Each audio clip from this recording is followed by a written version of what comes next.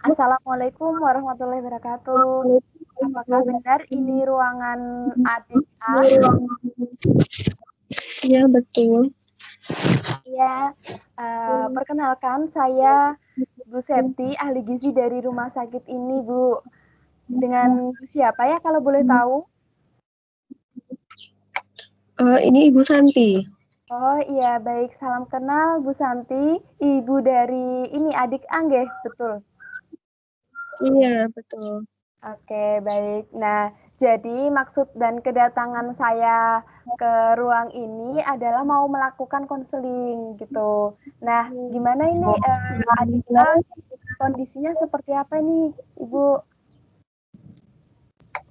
Iya, si anak saya ini selama di rumah sakit tuh cuma bisanya tuh berbaring, terus duduk saat kalau misalnya mau makan bisa duduk. Tapi saya lihat beberapa hari ini tuh dia mengalami apa berat badannya itu turun tuh Bu. Tapi nggak tahu ini apa kalau kita lihat kan berat badannya itu turun gitu. Nah dia tuh ngerasa perutnya tidak nyaman sama apa sering rewel dia gitu. Oh iya, oh ya mohon begitu ya. Berarti sama seperti yang ini di reka medis. Mohon maaf sebelumnya, Bu Santi ini pernah konseling belum ya sebelumnya? Belum pernah. Adik juga belum pernah mendapat. Iya baik. Jadi begini saya jelaskan terkait konseling. Konseling itu apa? Konseling itu semacam penyuluhan kalau Ibu tahu, tapi ini penyuluhan face to face, yaitu tatap muka yang menyelesaikan masalah gizi, terutama masalah dari adik A ini, begitu. Nah nanti saya mau minta kesepakatan saja. Ini bukan berkesan saya menggurui, tapi bekerja sama saja. Solusi yang baik untuk dilakukan bersama seperti apa. Begitu nggih, kira-kira siap tidak buat konseling hari ini? Iya, siap. Iya, siap. Jadi mungkin 10 sampai 15 ini menit saja sebagai awalan konseling gitu. Nah, saya sudah dapat data dari reka medis karena saya mohon maaf gak bisa ngukur langsung. Saya ini berat badannya 12 kilo. Adik A ini tinggi badannya 92 cm dan nilainya 12, Ibu. Betul nggih? Iya, betul. Nah, berdasarkan perhitungan saya dari Lila ini, mohon maaf, ternyata adik A ini status gizinya masih kurang, Ibu. Tapi jangan khawatir, bisa ditingkatkan dengan asupannya yang cukup. Nanti insya Allah bisa kembali normal begitu. Nah, mungkin yang dijelaskan tadi masalahnya ada rewel begitu ya. Untuk menelan Mm-mm. bagaimana? Bisa makan, maksudnya? Kalau menelan, dia kalau misalnya makan pun itu dihalusin, Bu. Jadi Hmm, kalau misalnya gangguan menelan, iya dia dia tuh kesulitan gangguan menelan. Makanya mungkin itu juga yang bikin dia rewel juga kali ya, Bu ya. iya, kemungkinan Soalnya dia itu. sebelum sebelum masuk rumah sakit, dia tuh Hmm? di rumah ya berbaring aja di kasur. Terus sekalinya kalau misalnya mau makan baru duduk, dia ngegeser badannya gitu. Hmm. Jadi Oke, kalau di rumah ya karena susah dia makan ya saya halusin makanannya. karena ini ya sulit menelan begitu ya. Nah, Iya. kalau boleh tahu lagi, biasanya ibu memberikan makanan apa nggih sehari-harinya? Sayur atau buah, Biasanya makannya kok seperti ini apa? maksudnya kebiasaan makan dia ya Iya, sebelum sebelum di rumah di rumah sakit. sakit gitu, Bu. Betul. Iya, si anak saya ini tuh dia kebiasaan makannya tuh 4 kali sehari. Jadi dia biasanya sih saya kasih nasi lembek gitu, Bu, karena susah menelan kan. Jadi saya kasih nasi lembek itu 4 kali sehari sebanyak 1 centong kira-kira. Terus lauknya dia biasanya makan ayam, telur, ikan sih, tempe juga kadang dia mau, tahu. Kalau misalnya sayur sayur dia juga saya kasihnya kayak daun kelor, buncis, wortel, brokoli gitu. Terus bayam sama kacang panjang. Perharinya pasti dia ada makan sayur. Nah, gitu Seberapa Bu. nggih? Iya, seberapa mungkin sayurnya dikasihnya? Kalau untuk sayur Saya ngasihnya itu 1 centong per harinya. 1 centang, iya. Iya. Iya. Terus, untuk mungkin ada konsumsi susu atau suplemen, boleh diceritakan, Ibu? Oh, ada sih dia, sering minum susu, saya kasihnya sih SGM 3 plus itu. Nah, itu dia Mmm, minum susu tuh, kalau misalnya tiap rewel ya udah saya kasih susu. Nah, itu biasanya lebih dari 10 kali per hari ada kira-kira gitu, Bu. lebih dari 10 ya? Oke. Mhm. Selain itu adakah, masalah lagi ya, Ibu? Selain asupannya atau ini penurunan berat badan ada nggak sebelumnya? Iya, kalau saya lihat dia ngalamin penurunan berat badan tapi, belum diukur juga sih berat badannya turunnya berapa, saya juga kurang tahu gitu, Bu. Iya. Oh, jadi ada penurunan berat badan tapi belum diketahui ya berapa? Mhm. Heeh. Iya, Nah, ya, terima kasih. Mungkin, lanjut saya boleh diagnosis ya, dari diagnosis yang saya baca di medis, mohon maaf ini, hidrosefalus ya, Ibu.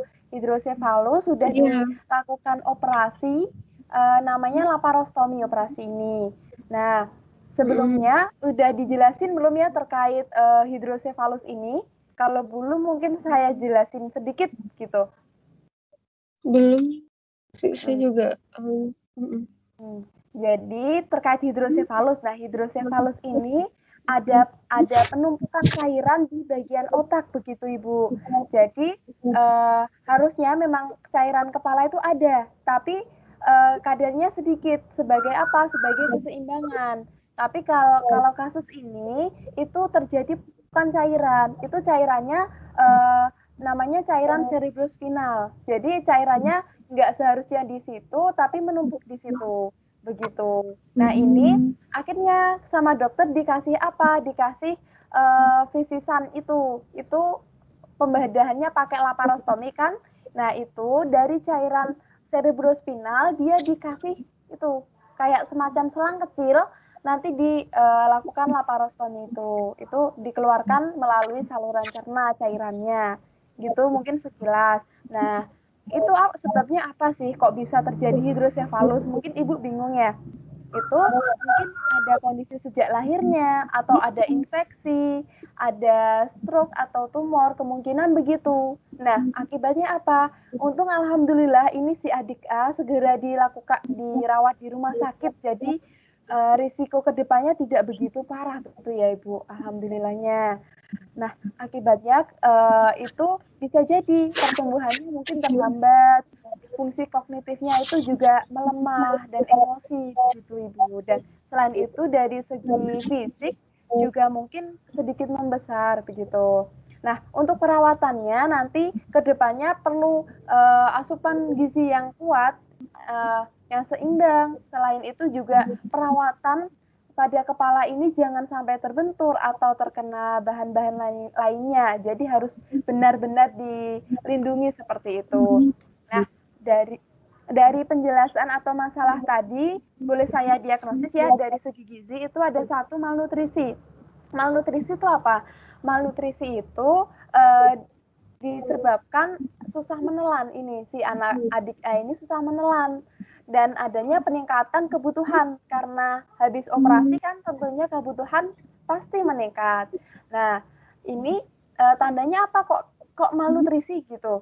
Itu ada itu penurunan berat badan tapi tidak diketahui kan tadi. Terus ada saya lihat kok lemak subkutannya juga menipis begitu. Nah, terus sepertinya ada infeksi juga karena lemas ini. Terus berdasarkan persentil lila itu mohon maaf gizinya kurang, status gizinya kurang. Nah, selain itu saya juga lihat kadar nilai labnya Ibu. Nah, dari segi nilai lab itu hemoglobinnya rendah, sedangkan trombositnya tinggi begitu. Ini sebagai salah satu indikasi dari infeksi. Karena apa? Tadi ada hidrosefalus, terus dilakukan operasi begitu. Nah, hemoglobin yang rendah ini harus dipantau. Jadi supaya tidak terjadi anemia. Begitu kira-kira. Adakah yang mungkin Ibu bingungkan? Apa ditanyakan? Monggo. Berarti, ini kalau dari ibunya, anak yang saya kasih makannya itu udah betul apa gimana ya Bu? Jadi kalau untuk dia nanti sehari-hari di rumah, makanan yang dia boleh makan apa dia ada pantangan makan apa gimana gitu? Apa ya ada yang nggak dibolehin makan? Oh iya, baik. Ya, untuk kebiasaan makan sebelum ini dari rumah sakit itu sudah sangat bagus banget. Saya apresiasi Ibu sudah memberikan dengan bervariasi, beragam jenisnya. Nah, jadi bisa dilanjutkan dan ditingkatkan mungkin jenisnya. Mungkin tadi protein hewaninya hanya ayam atau ikan. Mungkin bisa ditambah lagi, oh ada daging. Begitu. Sedangkan protein nabatinya juga yang mudah ditemui tahu tempe itu nggak apa-apa diberikan terus. Terus untuk sayuran dan buah-buahan ya itu bisa ditingkatkan lagi. Ini pemberiannya Ibu sudah bagus. Tapi perlu ditingkatkan lagi supaya mengenal. Nah, yang perlu disoroti konsumsi susu Ibu. Konsumsi susu adik A ini kalau 10 kali per hari itu menurut saya kok termasuk terlalu berlebihan begitu. Nah, kalau misalnya dikurangi bagaimana? Karena si adik A ini ada penumpukan kan cairan di kepala di itu. Nah, sehingga konsumsi cairannya perlu diperhatikan. Jadi dia harus konsumsi padat gizi, tapi cairannya juga diperhatikan. Misalnya diberikan yang nasi, bubur atau dia diberikan misalnya lauk pauk, sayur itu nggak apa-apa. Sebaiknya konsumsi susu dikurangi. Kira-kira bagaimana, Bu? Kalau dikurangi berarti untuk susunya kira-kira bagusnya saya ngasihnya dalam sehari gimana ya Bu? Oh iya, untuk seharinya itu idealnya 2 kali sehari, mungkin bisa sebanyak 1 gelas ya. Jadi ketika pagi sama sore itu 1 gelas itu sudah cukup. Atau kalau belum bisa dikurangi dulu, biasanya 10 kali. Oh, besok dikurangi jadi 8 kali, besoknya jadi 6 kali, begitu. Jadi tidak, kan 10 menjadi 2 tuh sulit ya, jadi bertahap saja, nggak apa-apa Ibu. Gitu. Nah, kira-kira adik A ini nggak ada alergi kan? Ada alergi tidak ya? Enggak, tidak dia nggak ada alergi Bu. Oke, alhamdulillah nggak ada alergi. Terus nggak ada pantangan makan juga. Jadi menu yang dari Iya, rumah sakit dikonsumsi ya Ibu berarti? insya Allah karena kan dia ini ya Bu ya eh, makannya rada susah jadi Hmm? mungkin ya dikasihnya nanti perlahan aja kali ya soalnya kan dia gangguan menelan juga. Nah, gangguan menelan ini karena apa? Ini tadi belum sempat saya singgung karena dia ada peningkatan cairan sehingga di bagian leher ini kan ada saluran itu sedikit menyempit begitu. Jadi susah menelannya karena itu efek samping ya pengaruh dari situ. Terus ada nyeri perut ya katanya tadi. Nah, itu efek Mm-mm. samping atau pengaruh dari habis operasi. Jadi apa ya? Asupan gizinya harus cukup begitu Ibu, sehingga nanti rewelnya bisa diantisipasi gitu. Nah, kira-kira begitu. Nanti kalau masalah untuk dietnya ini tetap dilanjutkan, perlu makanan yang lunak-lunak karena lebih cepat menyerapnya, lebih cepat mencernanya gitu. Karena tadi kan sulit menelan. Ini prinsipnya pakai tinggi energi dan tinggi protein. Jadi apa saja itu boleh diberikan.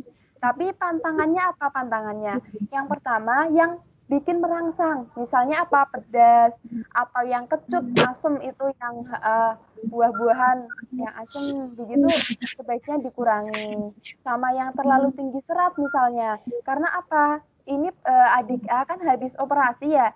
Jadi saluran cernanya jangan terlalu padat gitu. Nanti mengganggu, memberatkan saluran cerna. Begitu Ibu.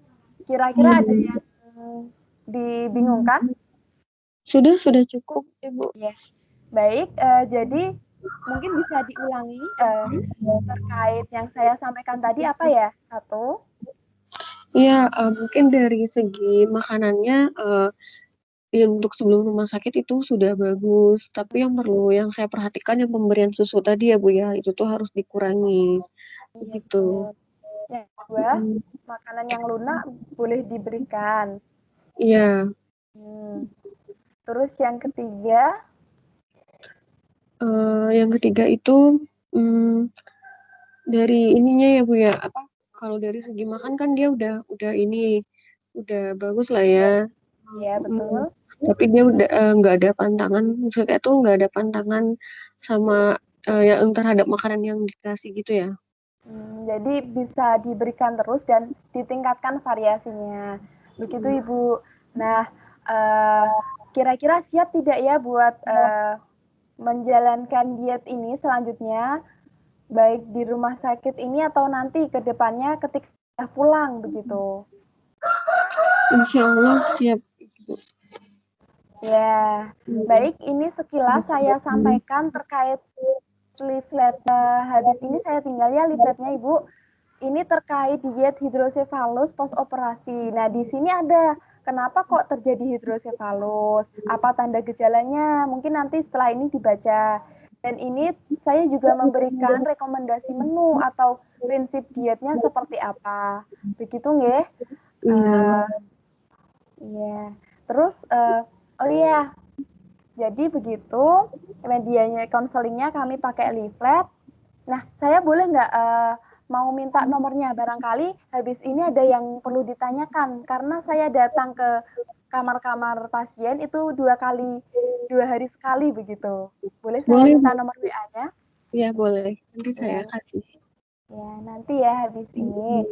Baik, semoga apa yang kita sampaikan, kita bahas hari ini bisa menjadi lebih baik ke depannya bagi anak adik A ini. Semoga bisa lekas Amin. sembuh begitu. Amin. Nanti Terima kalau kasih. misalnya ada yang dibingungkan atau yang diragukan, boleh nanti konsultasi sama saya, Ibu.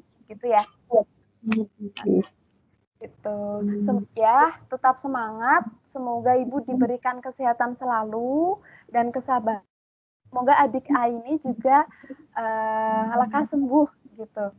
Karena dengan apa itu semangat yang tinggi, insya Allah nanti bisa lekas diberikan kesembuhan. Iya. Ya, terima kasih Bu. Amin. Amin. Baik begitu. Apabila ada salah, mohon dimaafkan ya Ibu. Iya. Oke, terima kasih banyak atas waktunya dan antusiasnya untuk konseling ini. Sampai ketemu lagi. Terima kasih. Terima kasih. Assalamualaikum. Waalaikumsalam.